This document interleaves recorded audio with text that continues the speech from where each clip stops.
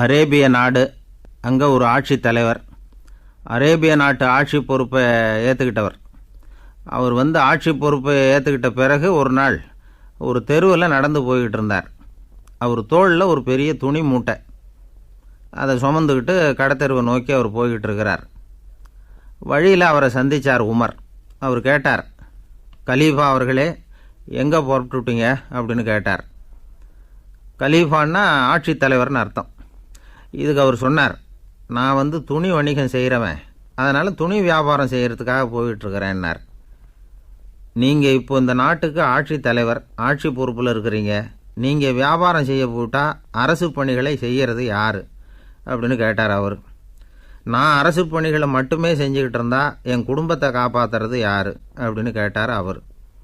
இப்படி கேட்டவர் யார் தெரியுமா? அவர் தான் அபூபக்கர், இறை தூதர் முகமது அவர்களுக்கு பிறகு கலீஃபாவாக தேர்ந்தெடுக்கப்பட்டவர். அப்போலாம் ஆட்சி தலைவர்களுக்கு சம்பளம்னு எதுவும் கிடையாது. இந்த பிரச்சனையை எப்படி தீர்க்கிறதுன்னு யோசனை பண்ணார் உமர். அபு உபைதா அவர்கள்கிட்ட அழைச்சிட்டு போனார். அவர் யாருன்னா, அவர் தான் பொது நிதி கருவூலத்தின் பொறுப்பாளர். அவர்கிட்ட பிரச்சனையை சொன்னார். இது மாதிரி ஆட்சி தலைவருக்கு பொது நிதியிலிருந்து ஊதியம் அளிக்க முடியுமான்னு கேட்டார். பொது நிதி விதிகளின்படி அதுக்கு சாத்தியம் இல்லைன்னு சொல்லிவிட்டார் அவர். சரி, வேற ஏதாவது வழி இருக்குதான்னு கேட்டார் உமர். அபு உபைதா கொஞ்சம் யோசனை பண்ணி பார்த்தார். அப்புறமா சொன்னார், மக்காவிலிருந்து மதீனாவுக்கு குடிபெயர்ந்து வந்த அகதிகளுக்கு நிதி உதவி அளிக்கிறதுக்கு விதிகளில் இடம் இருக்கு. அப்படி பார்த்தா அபூபக்கரும் அகதி தானே, அதனால் எல்லா அகதிகளுக்கும் கொடுக்கறது மாதிரியே அவருக்கும் ஒரு தொகை அளிக்கலாம்னார். கலீஃபா அபூபக்கருக்கு இந்த அகதி உதவி தொகையைத்தான் கொடுத்துட்டு வந்தாங்களாம்.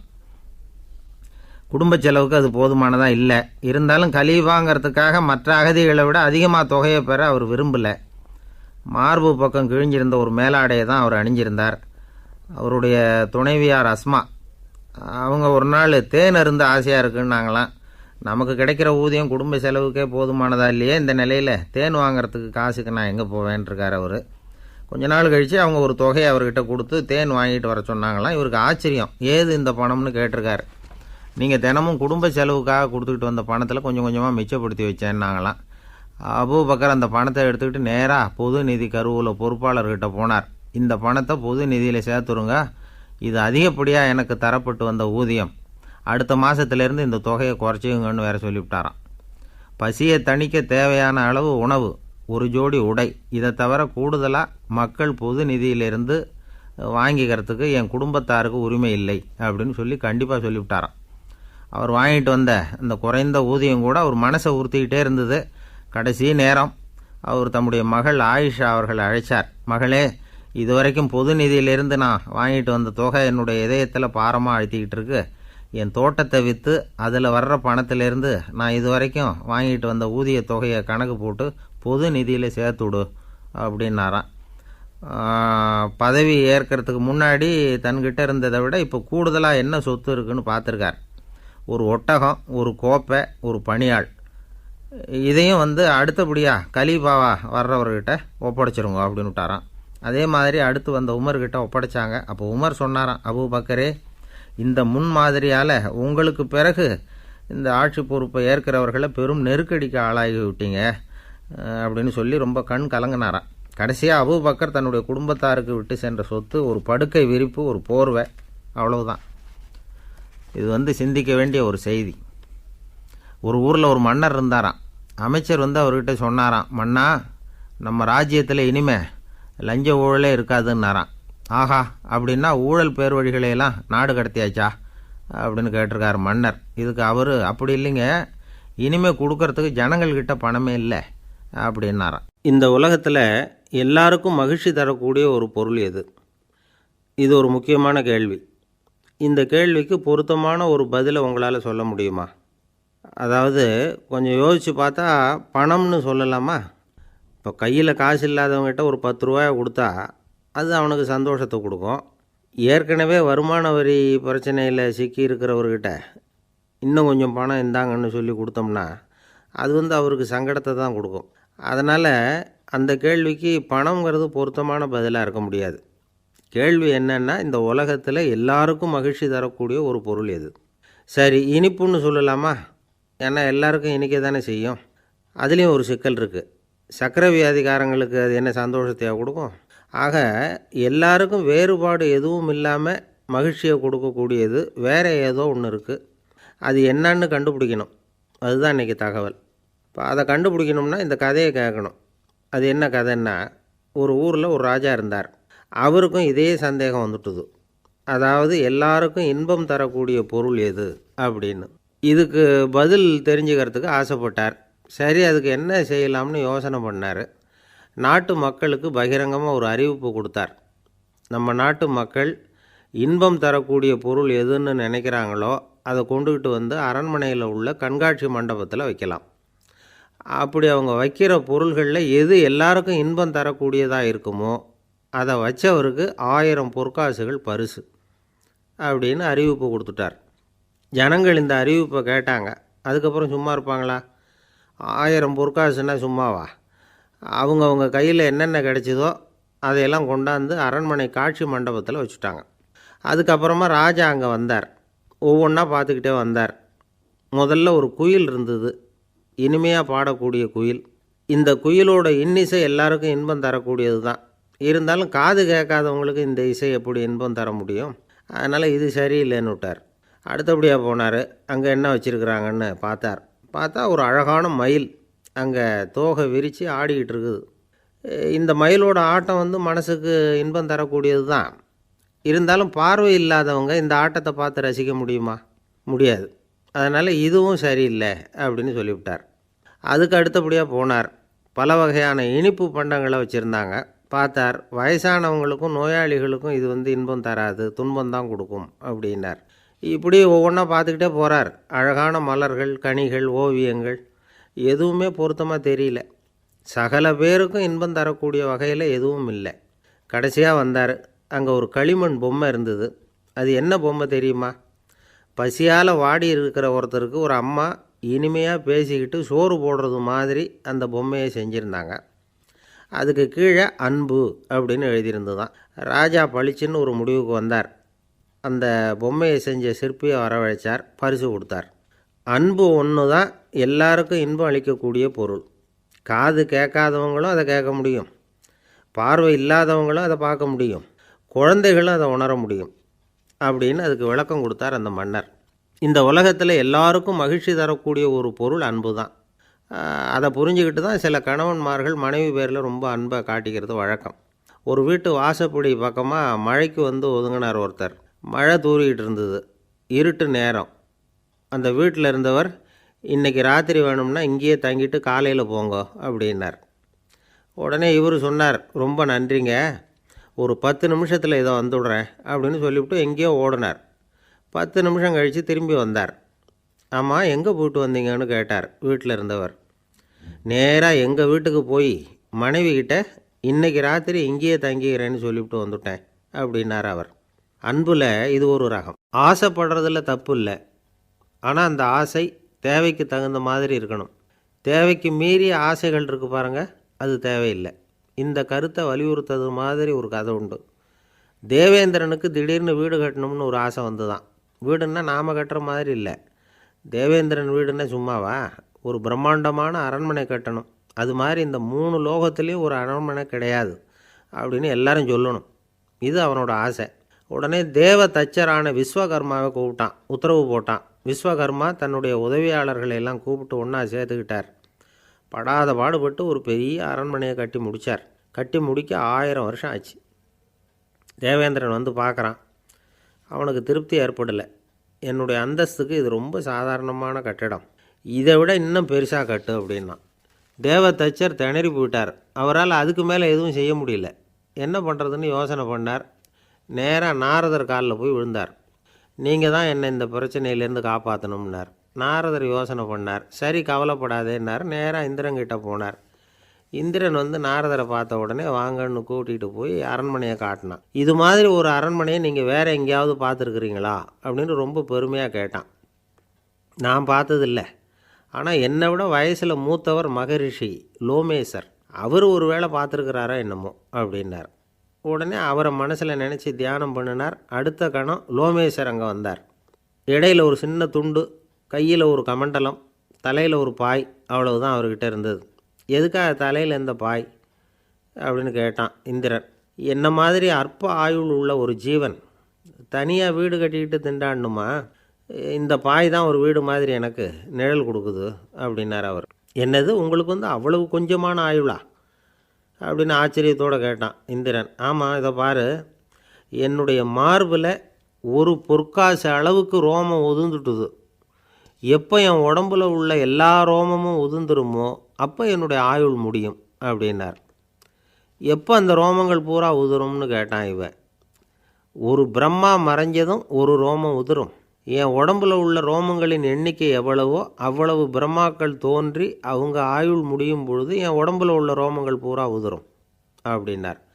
அப்படின்னா ஒரு பிரம்மாவோட ஆயுள் எவ்வளவு காலம்னு கேட்டான். ஒரு பிரம்மாவுக்கு 100 தேவ வருஷம். ஒவ்வொரு தேவ வருஷத்துக்கும் 365 தேவ நாள்.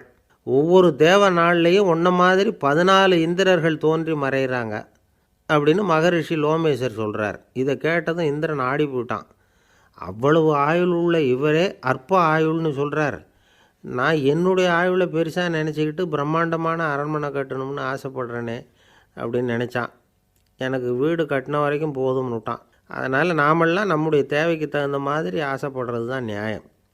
ஆனால் அப்படியே நடந்துக்கிறோம். மனுஷன் கடவுளையே ஏமாற்றி காசு வாங்கிறதுக்குள்ள ஆசைப்படுறான். ஒருத்தன் கடவுளை நினச்சி தவம் இருந்தான். கடவுள் நேரில் வந்தார்.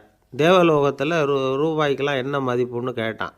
அங்கெல்லாம் ரூபாய்ங்கிறது உங்கள் பணத்தில் 1 கோடி ரூபாய்க்கு சமம். அதாவது தேவலோகத்தில் 1 ரூபான்னா இங்கே 1 கோடி ரூபா. அது மாதிரி எங்களுக்கு ஒரு நாளுங்கிறது உங்கள் கணக்கில் 1 கோடி வருஷத்துக்கு சமம் அப்படின்னார் கடவுள். அப்படின்னா எனக்கு நீங்கள் அதிகமாக எதுவும் தர வேணாம், உங்கள் கணக்குப்படி ஒரே 1 ரூபா கொடுங்க, அது போதும்னா இவன் ரொம்ப சாமர்த்தியமாக. கடவுள் யோசனை பண்ணார். அது ஒன்றும் கஷ்டம் இல்லை, 1 ரூபா தானே கேட்குற, கொடுத்துட்றேன். ஆனால் இப்போ வரும்பொழுது நான் எடுத்துக்கிட்டு வரல, எங்கள் கணக்குப்படியே 1 நாள் பொறுத்துக்க பணத்தோடு வந்துடுறேன் அப்படின்னு சொல்லிவிட்டு பறந்து போயிட்டார். ஒரு நாள் ஒரு தகப்பனார் தன்னுடைய பிள்ளையை அழைச்சிக்கிட்டு வந்தார். சார், இவன் சரியாக படிக்க மாட்டேங்கிறான், பெரியவங்களை மதிக்க மாட்டேங்கிறான், நீங்கள் கொஞ்ச நாள் இவனுக்கு குருவாக இருந்து நல்ல விஷயங்களை சொல்லி கொடுத்தா தேவையில்லைன்னார். பெரியவங்களையும் மதிக்காதவன் எப்படி என்ன மதிக்க போகிறான் அப்படிங்கிறது நமக்கு யோசனை வரும் இல்லையா? வேணாங்க, என்னை விட்டுருங்க அப்படின்னோம். அவர் விட மாட்டேன்னு விட்டார். இல்லைன்னா அவரே சிஷ்யன் ஆகிடுவார் போல இருந்தது. சரி, வேறு வழி இல்லாமல் அந்த பையனையே என்னுடைய சீடை நான் ஏற்றுக்கிட்டு உபதேசமெல்லாம் பண்ண ஆரம்பித்தோம். அதாவது குரு பக்தின்னா அது எப்படி இருக்கணுங்கிறத பற்றி சொல்லி கொடுத்தோம் அவனுக்கு. சதமகர் அப்படின்னு ஒரு குரு இருந்தார். அவருக்கு ஒரு சீடன். அவன் பேர் துளசி சைதன்யன். நைஷ்டிக பிரம்மச்சாரி. தன்னுடைய குருவுக்கு எந்த நேரத்தில் எது தேவைங்கிறத புரிஞ்சுக்கிட்டு சேவை செய்கிறவன். ஆனால் இவனை பற்றி மற்ற சீடர்களுக்கு பொறாமை வந்துட்டுது. இவன் மட்டும் இப்படி இருக்கானேன்னு உடனே குருக்கிட்ட போய் கோல் மூட்டினாங்க. அவன் சரியில்லை, அவன் நடந்துக்கிறது சரியில்லை, அப்படி இப்படின்னு எதையாவது சொல்லி. இருந்தாலும் இதையெல்லாம் அந்த குரு நம்பலை. அவருக்கு தெரியும் யார் யார் எப்படின்னு. துளசி சைதன்யன் பெருமையை மற்ற சீடர்களுக்கு உணர்த்தணும் அப்படின்னு நினச்சார். அதுக்கு ஒரு வழி பண்ணார். ஒரு நாள் சீடர்களை எல்லாம் கூப்பிட்டுக்கிட்டு ஒரு காட்டு வழியாக போய்கிட்டு இருந்தார். அங்கே ஒரு பெரிய மலை அருவி கொட்டிக்கிட்டு இருந்தது. குரு சீடர்கள் பக்கம் திரும்பினார். இந்த மலையின் மேலே இருந்து அந்த படுபாதாளத்தில் குதிக்கிறதுக்கு உங்களில் யார் தயார் அப்படின்னு கேட்டார். ஒரு சீடனும் ஆய திறக்கலை, ஒதுங்கி நின்றுக்கிட்டாங்க. பின்னாடி மூட்டை முடிச்சோடு வந்துக்கிட்டு இருந்தான் துளசி சைதன்யன். அவனை பார்த்தார். தப்பாருப்பா, நீ மேலே இருந்து அந்த அருவியில் குதி அப்படின்னார். அப்படியே செய்கிறேன் சுவாமின்னா ஓடி போய் பொத்துன்னு குதிச்சுட்டான். அடுத்த கணமே குருநாதர் தன்னுடைய யோக சக்தியால் பறந்து போய் அவன் கீழே விழுந்துடாமல் தாங்கி பிடிச்சி கொண்டுக்கிட்டு வந்துட்டார். மற்ற சீடர்களுக்கெல்லாம் ஒரு மாதிரி ஆயிட்டுது. அடுத்தபடியாக என்ன பண்ணலாம்னு யோசித்தாங்க இவனை மாட்டி விடுறதுக்கு. ஒரு நாள் வெத்தலை அடிக்கிற ஒரு சின்ன உரலையும் உலக்கையையும் எடுத்து ஒளிய வச்சுட்டாங்க. சதமகர் சன்னியாசி இல்லை, அவர் வெத்தலை போடுவார். பல்லு சரியில்லை, அதனால் இடித்து தான் வெத்தலையை போடணும். திடீர்னு வெத்தலை பாக்கு கேட்டார். வழக்கமாக உரலில் இடித்து தர்றது தான் துளசியின் பழக்கம். உரலை தேடினா கிடைக்கல, என்ன பண்ணுறது? குரு கேட்டுவிட்டாரே, குரு சேவை தானே முக்கியம். என்ன பண்ணால் வெத்தலை பாக்க தன்னுடைய வாயில் போட்டு முன்னு அதை எடுத்து அவர்கிட்ட கொடுத்துட்டான். குரு எதையோ படிச்சுக்கிட்டே அதை வாங்கி வாயில் போட்டுக்கிட்டார். துளசி, இன்றைக்கி தாம்பூலம் நல்லா இடிக்கப்பட்டிருக்கு, ருசியாக வேறு இருக்குது, அதை இடித்த பாத்திரத்தை என் கண்ணால் பார்க்கணும்னு ஆசையாக இருக்குன்னு விட்டார். அதை மட்டும் அனுப்பி போய் நீ வர வேண்டான்னு வேற சொல்லிவிட்டார். இதை கேட்டதும் துளசி தவிச்சு போயிட்டான். இவன் போகாமல் எப்படி வாயை மட்டும் அனுப்பி வைக்க முடியும்? இவன் தவிக்கிறத பார்த்ததும் மற்ற சீடர்களுக்கெல்லாம் மனசுக்குள்ளே ரொம்ப சந்தோஷம். துளசி கொஞ்சமும் யோசிக்கலை, வாழை எடுத்தான், தன்னுடைய தலையவே அப்படியே அறுத்து வெட்டி எடுத்தான், இன்னொரு சீடங்கிட்ட கொடுத்துட்டான், எடுத்துகிட்டு போன்னு சொல்லி கொண்டுட்டு போய் குரு முன்னாடி வைக்கிறாங்க. அந்த தலையில் வாய் திறந்துருக்கு, வெத்தலை போட்டு முன்னு இருந்தது, தெரிஞ்சு போச்சு, சிவப்பாக இருந்தது. அவனுடைய குரு பக்தியை இப்போ எல்லாரும் ஒத்துக்கிட்டாங்க. அதுக்கப்புறம் குரு சதமகர் தன்னுடைய அற்புத திறமையினால் அந்த தலையை மறுபடியும் ஒட்ட வச்சுட்டார். துளசிக்கு உயிர் வந்துட்டுது. இப்படி ஒரு பெரிய கதை உண்டு. அதாவது துளசி சைதன்யன் அவனுடைய குரு பக்தி எப்படி அப்படின்னு கேட்டோம். ரொம்ப அபாரம் அப்படின்னு அந்த பையன் அடக்கமாக, சும்மா விளையாட்டுக்காக தான் அப்படி அவங்ககிட்ட கேட்டோம். ஏன்பா உன்னுடைய குரு பக்தியை என்கிட்ட காட்டுறதுக்கு உன்னோட கழுத்தை நீயே அறுக்கணும்னு நான் சொன்னால் அதை நீ செய்வியா அப்படின்னு கேட்டோம். என்னுடைய கழுத்தை நானே அறுக்க வேண்டிய அவசியம் இல்லை சார் அப்படின்னா அவன். ஏண்டான்னு, அதே காரியத்தை தான் இனிமேல் நீங்கள் தினமும் செய்ய போகிறீங்களே சார் அப்படிங்கிறான். ஒருத்தர் ரொம்பவும் மகிழ்ச்சியாக வந்துக்கிட்டு இருந்தார். என்ன விஷயம்னு விசாரித்தேன். நான் தோற்று போயிட்டேன், அதுதான் மனசுக்கு மகிழ்ச்சியாக இருக்குது அப்படின்னார். எனக்கு இது ரொம்ப ஆச்சரியமாக போச்சு. இந்த உலகத்தில் தோற்று போகிறவங்க யாரும் மகிழ்ச்சியாக இருக்கிறதில்ல. அப்படி இருக்கிறப்ப இவர் இப்படி சொல்கிறாரே, எங்கே தோற்று போனீங்கன்னு கேட்டேன். அதுக்கப்புறம் தான் அவர் விவரமாக சொன்னார். என்னோட 5 வயசு குழந்தையோடு நான் விளையாடிக்கிட்டு இருந்தேன். அந்த விளையாட்டில் என் குழந்தை ஜெயிச்சுட்டுது, நான் தோற்று போயிட்டேன் அப்படின்னார் ரொம்ப உற்சாகமாக. நான் யோசித்து பார்த்தேன். அதாவது நாம் சின்ன குழந்தையாக இருக்கிறப்போ எந்த விளையாட்டில் கலந்துக்கிட்டாலும் அதில் நாம் தான் ஜெயிக்கணும்னு ஒரு வெறி நமக்குள்ளே இருக்கும். நம்மளை எதிர்த்து விளையாடுறவர் நல்லவரா கெட்டவரா, பெரியவரா சின்னவரா அப்படிங்கிறதெல்லாம் முக்கியம் கிடையாது. அவர் தோற்று போகணும், நாம் ஜெயிக்கணும், அதுதான் முக்கியம். எதிரியை சந்தோஷப்படுத்த விளையாடுகிற கலை அப்போ நமக்கு தெரியறதில்ல. வாழ்க்கையில் ஒரு பக்குவம் வந்ததுக்கு அப்புறம் வெற்றி பெறணுங்கிற மன அழுத்தம் போயிடுது. போட்டியில் ஜெயிக்கணுங்கிறத விட குழந்தையை சந்தோஷப்படுத்தணுங்கிறது முக்கியமாக போச்சு. ஜெயிக்கணுங்கிற வெறி ஓடி போட்டுது. ஒரு குழந்தையாக இருந்தப்போ நம்ம வளர்ச்சிக்கு உதவிய வெறி பெரியவனானதுக்கு பிறகு நமக்கு எதிரியாக மாறுது. அதை சரியான சமயத்தில் நாம் புரிஞ்சுக்கிட்டோம்னா போதும், நாம் பொழைச்சிக்கலாம். ஒவ்வொரு மனுஷனுமே வாழ்க்கையோட அடுத்த கட்ட வளர்ச்சியில் அடி எடுத்து வைக்கிற நேரத்தில் தன்கிட்ட இருந்து ஏதோ ஒரு குணத்தை அல்லது தன் குணம் இருந்த ஏதோ ஒரு உறவை நாம் இழக்கத்தான் வேண்டியிருக்குது.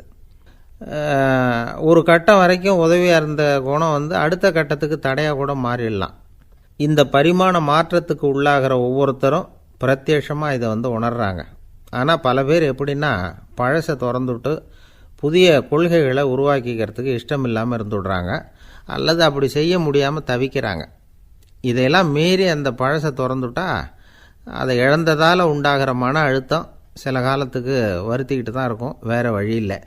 ஆரோக்கியமான ஒரு முன்னேற்றத்துக்காக அந்த மன அழுத்தத்தை தாங்கிக்கத்தான் வேணும் அப்படிங்கிறாரு அந்த உலக புகழ்பெற்ற மேதை ஒருத்தர், இந்த ஸ்காட் பெக் அப்படிங்கிறவர்.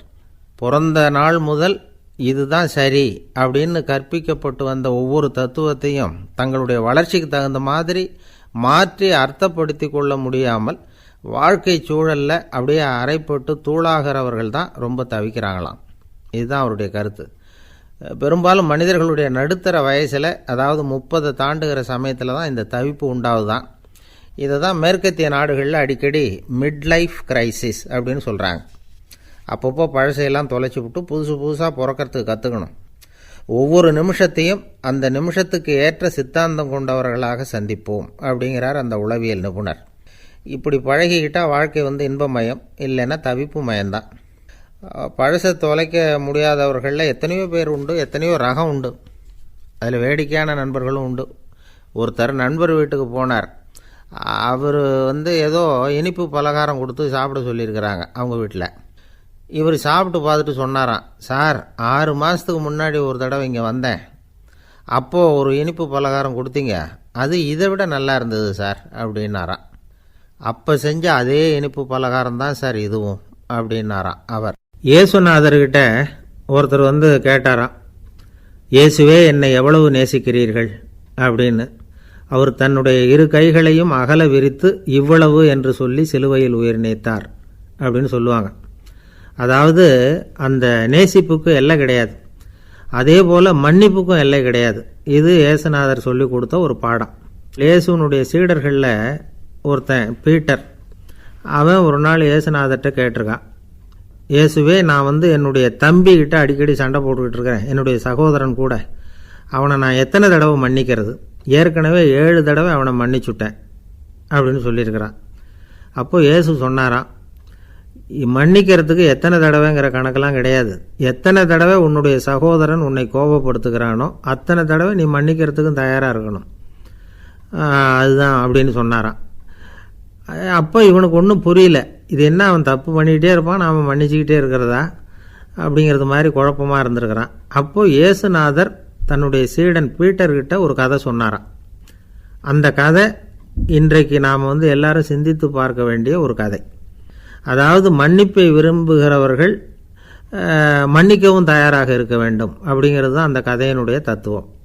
அந்த இயேசுநாதர் சொன்ன கதை என்னென்னா, ஒரு மன்னர் இருந்தார். அவர் ஒரு நாள் அரண்மனையில் உட்காந்து கணக்கு வழக்குகள்லாம் பார்த்துக்கிட்டு இருந்தார். நம்ம அரண்மனையிலேருந்து யார் யார் அரசாங்க கடன் வாங்கியிருக்கிறாங்க, யார் யார் திருப்பி செலுத்தியிருக்கிறாங்க அப்படிங்கிற விவரத்தையெல்லாம் பார்த்துக்கிட்டு இருந்தார். அப்போ தான் புரிஞ்சுது, அந்த அரண்மனையில் வேலை செய்கிற ஒருத்தனே அரசாங்க கடன் வாங்கியிருக்கிறான். எவ்வளவு? 10,000 பொற்காசுகள் வாங்கியிருக்கான் கடன். இந்த 10,000 பொற்காசுகளை திருப்பி செலுத்தலை அரசாங்கத்துக்கு. இது மன்னர் கவனத்துக்கு வந்தது. உடனே நம்ம அரண்மனையில் இருக்கிறவனே அரசு கடன் வாங்கி திருப்பி செலுத்தாமல் இருக்கான், அவனை கூப்பிட்டு வாங்கன்னு சொல்லி கூப்பிட்டுட்டு வந்தாங்களாம். விசாரிச்சிருக்கிறாங்க, என்னப்பா நீ எவ்வளோ ஒன்று? ஆமாங்க, 10,000 பொற்காசுகள் வாங்கியிருக்கிறேன், இன்னும் திருப்பி கட்டலைன்றிருக்கான். உடனே அவர் மன்னர் சொல்லியிருக்கிறார், நம்ம சட்டத்திட்டப்படி நீ உடனே பணத்தை திருப்பி கட்டிடு. அப்படி உன்னால் கட்ட முடியலன்னா உன்னுடைய வீடு வாசல் சொத்து சுகம் எல்லாத்தையும் விற்று அந்த பணத்தை அரசு கருவூலத்தில் சேர்த்துக்கிறதுக்கு நானே ஏற்பாடு பண்ணிடுறேன் அப்படின்னு அந்த மன்னர் சொன்னாராம். இவன் அப்படியே அதிர்ச்சி ஆகிட்டான், அப்படியே பொத்துன்னு காலில் விழுந்தானா. மன்னா, என்னை மன்னிச்சுங்க, என்னால் முடியல, எனக்கு மன்னிப்பு கொடுங்க அப்படின்ட்டுருக்கான். உடனே அவர் எழுந்திரிச்சு, சரி நீ மன்னிப்பு கேட்டுவிட்ட, அதனால் உன்னை மன்னிக்கிறேன், நீ பணம் கட்ட வேண்டாம் அப்படின்னு சொல்லி அந்த மன்னர் அவனை விட்டுட்டாராம். பணத்தையும் தள்ளுபடி போட்டார், நீ திருப்பி கட்ட வேண்டான்னு. இவனுக்கு ரொம்ப மகிழ்ச்சி, அதனால் ரொம்ப உல்லாசமாக வந்துக்கிட்டு இருக்கிறான். தெருவில் வந்துக்கிட்டு இருக்கிறப்ப இவங்கிட்ட கடன் வாங்கின ஒருத்தன் எதுக்கு வந்துக்கிட்டு இருக்கான்.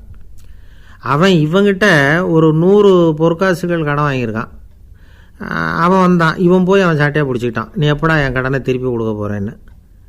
அவன் இப்போ முடியல, கொஞ்சம் பொறுத்துக்கா, அப்புறம் தரேன் இருக்கான். அதெல்லாம் முடியாது, நீ கொடுத்து தான் ஆகணும் அப்படின்னு இவன் புடிவமாக சொல்கிறான். இப்போ நிலைமையை பாருங்கள், இவன் ஏற்கனவே 10,000 பொற்காசுகள் அரசாங்கத்தில் கடன் வாங்கினா அதுக்கு மன்னிச்சு விட்டுட்டார் இவனை. ஆனால் இவன் இன்னொருத்தனை மன்னிக்கிறதுக்கு தயாராக இல்லை. இவங்கிட்ட கடன் வாங்கின இன்னொருத்தன் 10 பொற்காசுகள், அவனை மன்னிக்க தயாராக இல்லை. அவனை கொண்டு போய் நீதிமன்றத்தில் கொண்டு போய் நிறுத்தி தண்டனை வாங்கி கொடுத்துட்டான்.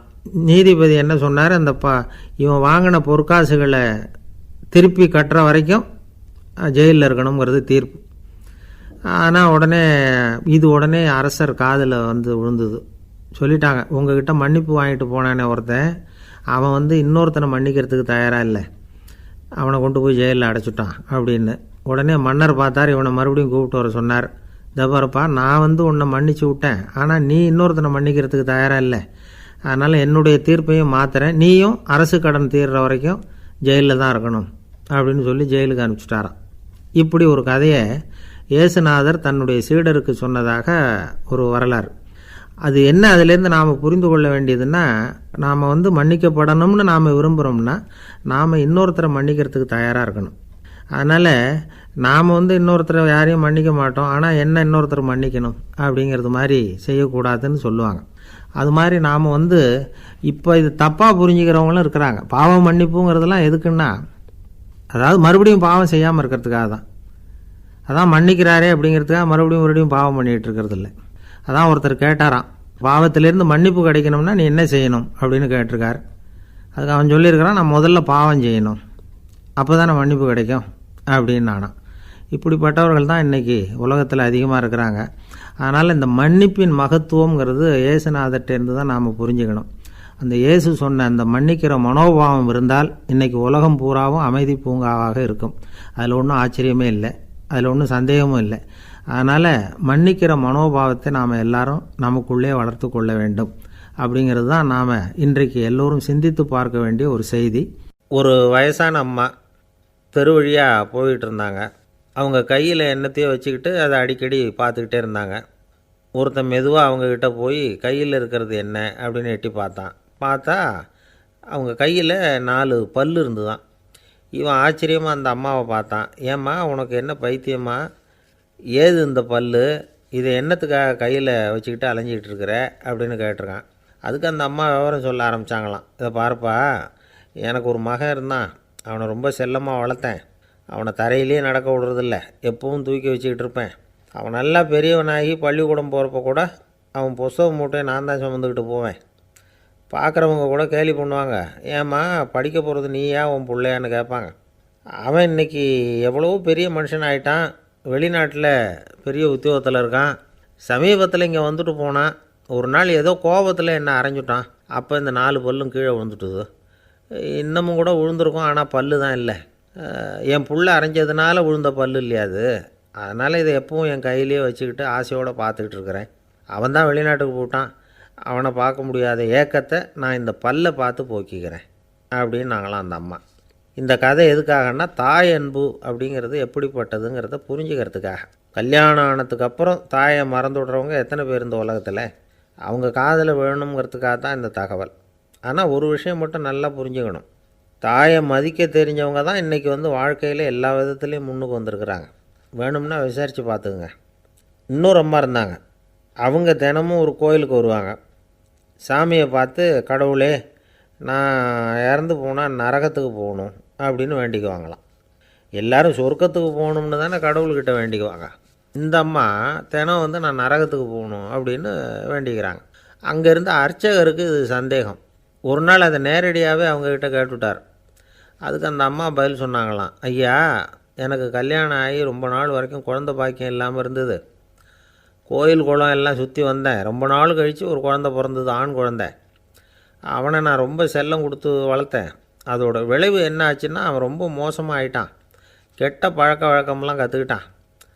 அவன் இறந்து போனால் நிச்சயம் அவனுக்கு நரகம்தான் கிடைக்கும். அந்த அளவுக்கு கெட்டவன் அவன்.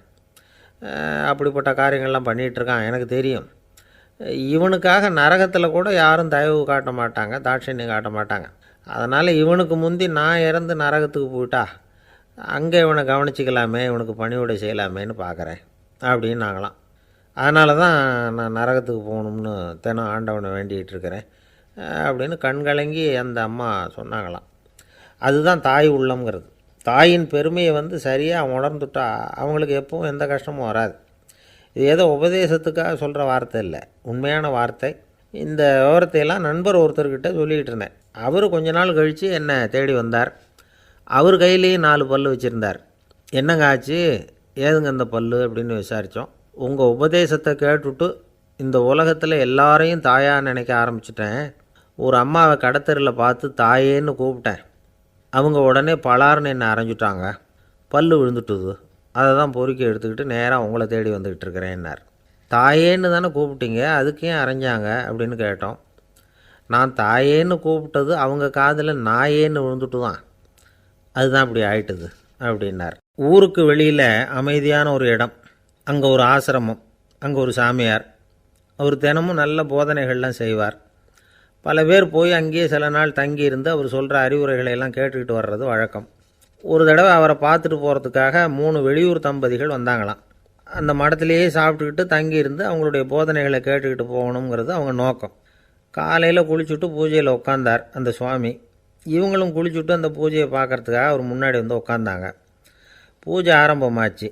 சம்பிரதாயப்படி அது ரொம்ப நேரம் நடந்துக்கிட்டே இருக்குது. இவங்களுக்கு நல்ல பசி இருந்தாலும் இந்த நேரத்தில் அதை எப்படி வெளியில் காட்டிக்கிறது? பேசாமல் இருந்தாங்க. அந்த சுவாமி பூஜையை முடித்தார். அதுக்கப்புறம் பேச ஆரம்பித்தார். பேச்சு அருமையாக தான் இருந்தது, அமிர்தமாக தான் இருந்தது. இருந்தாலும் இவங்களுக்கு இருக்கிற வயிற்று பசி அது சரியாக கவனிக்க விடலை. அந்த சுவாமியே இதை கவனித்ததா தெரியல. இவங்களுக்கு மனசுக்குள்ளே ஒரு எண்ணம், உள்ளே சாப்பாடு தயாராகிட்டு இருக்கும் போல இருக்குது, இந்த பேச்சு முடிஞ்சது நம்மளை உள்ளே அழைச்சிட்டு போய் சாப்பாடு போடுவாங்கன்னு நினைக்கிறோம் அப்படின்னு இவங்களாம் நினச்சிக்கிட்டாங்க. ஆனால் சுவாமி இதை பற்றி எதுவுமே பேசலை, கண்டுக்கலை. ஒரு அம்மாவால் அதுக்கு மேலே சும்மா இருக்க முடியுமா? முடியல. சாப்பாட்டை கவனிக்கலாமா அப்படின்னு சொல்லி மெதுவாக ஆரம்பித்தாங்க. கவனிக்கலாமே அப்படின்னு உள்ளே அழைச்சிட்டு போனார் சுவாமி. இவங்க ரொம்ப அவசரமாக எழுந்திரிச்சு உள்ளே ஓடினாங்க. அங்கே ஒரு மேஜை மேலே ஒரு கிண்ணம் மூடி இருந்தது.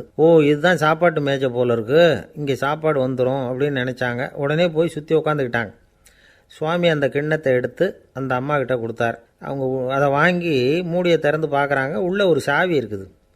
ஓ சரிதான், இது சமையலறை சாவி போல் இருக்குது, அங்கே போய் அதை திறந்து சாப்பாட்டை நாமே எடுத்துக்கிட்டு வந்து இங்கே வச்சுக்கிட்டு சாப்பிட்ணும் போல இருக்குது அப்படின்னு நினச்சாங்க. சாவி இருக்கு இல்லையா, வாங்க பூட்டு நிறையா காட்டுறேன் அப்படின்னு சுவாமி அவங்கள அழைச்சிட்டு போனார், காட்டினார். இவங்க அந்த அறையை ரொம்ப ஆவலோடு திறந்தாங்க. உள்ளே பார்த்தா அங்கே அரிசி, பருப்பு, விதவிதமான காய்கறி எல்லாம் இருக்குது. சமையலுக்கு வேண்டிய மிளகாய், எண்ணெய், பால், தயிர், நெய் இப்படி எல்லாமே இருக்குது. அடுப்பு, விறகு, நெருப்பு போட்டி அது கூட அங்கே இருக்குது. சாப்பாடு தயாராக இருக்கும்னு நினச்சிக்கிட்டு போனால் இப்படி இருக்குதே அப்படின்னு சொல்லி அதை பார்த்ததும் ரொம்ப சோர்ந்து போட்டாங்க அவங்க. சுவாமி என்ன இது சாப்பாடு இல்லையா அப்படின்னாங்க. அதுதான் சாப்பாட்டுக்கு வேண்டிய எல்லாம் இங்கே இருக்குதே, அடுப்பு மூட்டி நீங்கள் தான் அவங்கவுங்க ருசிக்கு தகுந்த மாதிரி சமைச்சிக்கணும். இந்த சன்னியாசிக்கு எப்படி சமைக்க தெரியும் அப்படின்னு கேட்டார் சுவாமி. சாப்பாடு தயாராக இருக்கும்னு நாங்கள் எதிர்பார்த்தோம் அப்படின்னாங்க. நீங்கள் இப்படி சொல்லுவீங்கன்னு நானும் எதிர்பார்த்தேன். இது வரைக்கும் நான் எவ்வளவோ தத்துவம்லாம் எடுத்து சொன்னேன். எல்லாத்தையும் விட இதுதான் அனுபவபூர்வமான தத்துவம். ஆண்டவன் நமக்கு நல்ல மனசை கொடுத்துருக்குறான், நல்ல வாய்ப்புகளையும் தந்திருக்கிறான், அதையெல்லாம் பயன்படுத்திக்கக்கூடிய மூளையையும் சிந்தனையையும் கொடுத்துருக்குறான்.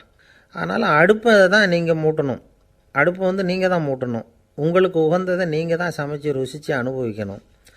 ஆண்டவனே அதை செஞ்சுக்கிட்டு இருக்க மாட்டான் அப்படின்னாராம் அந்த சுவாமி. நம்முடைய வாழ்க்கையில் பல நல்ல பலன்களை பெறுறதுக்கு நாம் தான் முயற்சி பண்ணணும். அதுக்குரிய சூழ்நிலையை தான் ஆண்டவன் கொடுப்பானே தவிர அதை விளக்கறதுக்காக தான் அந்த சுவாமி அப்படி செஞ்சு காட்டியிருக்கிறார். இது ஒரு பெரியவர் இப்படி ஒரு விளக்கம் கொடுத்தார். அதுக்கப்புறம் அந்த 3 தம்பதிகளும் தெளிவடைஞ்சுட்டாங்களாம். நாம் தெளிவடைகிறது எப்போங்கிறது தான் தெரியல அப்படின்னு பல பேர் இதை கேட்டுட்டு சொல்லிகிட்டு இருக்கிறாங்க. இந்த கதையை நம்முடைய நண்பர் ஒருத்தர்கிட்ட சொன்னேன். அந்த நண்பர் ரொம்ப சந்தோஷப்பட்டார். நீங்கள் சொல்கிறது கரெக்டு சார், ஆனால் நான் அதை விட ஒரு படி மேலே சார், எனக்கெல்லாம் அரிசி பருப்பு இருக்கிற ரூம்